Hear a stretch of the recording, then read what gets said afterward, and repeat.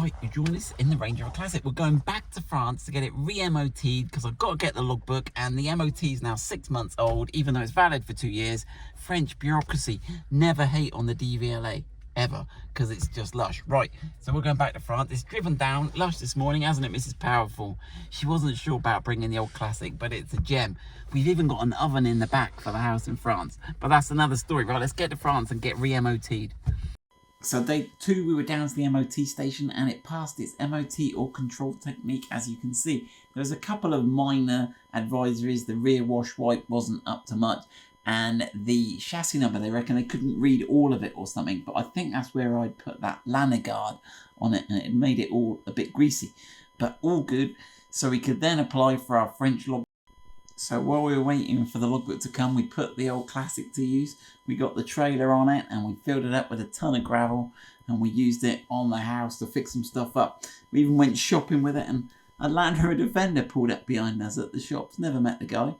And then a couple of days later, the logbook turned up. So we now have the logbook all in our name. Right, so we have managed to get a new number plate for our fire truck. Look, you can see we've got a new Normandy number plate. I was wanting to keep the old number plate, but the Frenchies do it the Frenchy way. But we had to get the car re-MOT'd, then we had to pay some Halfords type shop to get the certificate and then do it all. But actually it came really quickly then. We went and got our number plates made up, and we've had a week in France, and we'll get back to it next week. So the fire truck's all good. It's just got to get us home now. Let's see if it gets us home. And those of you with eagle eyes will have noticed it is not very fire truck-esque, and that's because I realised on the ferry when I booked it, it says 1.83 metres maximum. Now the Range Rover Classic is 1.8, so I couldn't have my beacon and my ladder, so that all had to come off at the last minute. So she's flying without accoutrements at the moment. Right, let's get on to the ferry. You join us in the Range Rover Classic. I thought some of you would like to hear the noises of the Classic 2.5 VM engine, the diesel that they put in the Range Rover Classic. It's a thing of joy and beauty. It's lovely. It pulls like a boat, because it's a boat engine. There you go, a little turbo whistle.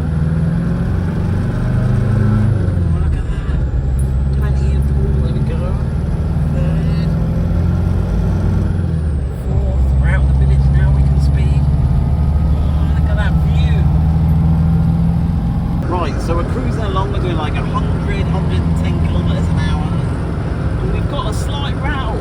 And if you listen down near the transfer box, if I put my hand over it, it stops. It comes back, it goes. Anybody got any idea how to fix that? Is it just the spring in this transfer thing? Anyway, let's crack on. Here we're on the ferry, but look, old Range Rover, new Range Rover. There she goes. Now don't forget to turn off your car alarm. Now the guy with the new Range Rover, I said to him don't double press your alarm, but he knew better, and now his alarm's going off. But there you go, no alarm on the old Range Rover Classic. And there we go, Cherbourg is behind us.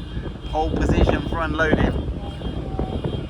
Right, it's late at night, nearly midnight. We've just driven back, absolutely beautiful, no run. The car is running as sweet as a nut. I've got to sort out a couple of things. That rattly gear lever I've got to do, but it's not rattling too much at the minute.